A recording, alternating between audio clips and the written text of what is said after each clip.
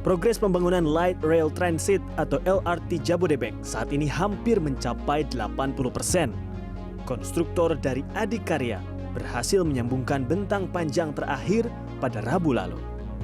Dengan itu, maka pembangunan jalur LRT tahap pertama sepanjang 44 km yang menghubungkan Cawang Cibubur, Cawang Kuningan Dukuh Atas, dan Cawang Bekasi Timur telah tersambung secara keseluruhan.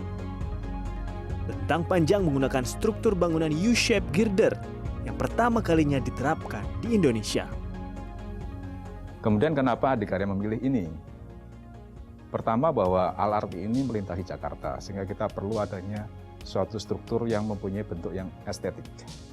Sehingga kita ingin bentuk yang ramping, tetapi memenuhi syarat konstruksi. Sehingga dipilih dari sisi estetis U-shape ini. Kemudian yang kedua adalah dari sisi simplifikasi desainnya. Penggunaan U-shape girder diakui memiliki banyak keunggulan. Yang pertama, tak perlu lagi dibuat struktur anti-derailment untuk mencegah kereta tergelincir karena dindingnya memiliki fungsi tersebut. Struktur ini juga dapat mengurangi polusi suara yang dihasilkan kereta.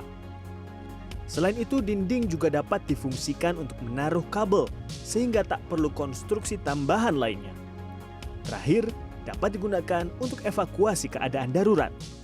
Penyambungan bentang panjang terakhir dalam konstruksi LRT juga menorehkan 3 rekor muri. Rekor yang pertama terkait dengan produksi U-shape girder pertama pada sistem jalur kereta. Yang kedua, pembangunan jalur kereta dengan konstruksi U-shape girder terpanjang. Dan yang ketiga, terkait dengan seri pengiriman terberat U-shape girder pada sistem jalur kereta tanpa adanya kecelakaan. Uji coba operasional LRT juga dilakukan Rabu lalu pada level Grade of Automation atau GOE 0, yaitu pengoperasian kereta masih menggunakan masinis di jalur 1 Taman Mini Harjamukti. Sebelum dapat mengangkut penumpang, kereta ringan akan diuji coba hingga level GOE 3 atau berjalan otomatis tanpa masinis. Namun masyarakat masih harus bersabar untuk dapat menggunakan LRT Jabodebek. Pasalnya, pengerjaan tahap pertama yang ditargetkan pada akhir tahun 2021 harus mundur menjadi awal tahun 2022. LRT Jabodebek ini memang sedianya harusnya selesai di akhir tahun 2021. Tetapi karena kemarin ada sedikit permasalahan di pembebasan tanah di depo di Bekasi Timur dan juga ada sedikit keterlambatan dalam penetapan depo di penlok di Dukuh Atas ini, sehingga agak bergeser waktu operasi dan komersialnya LRT Jabodebek ini diperkirakan nanti pertengahan tahun 2022.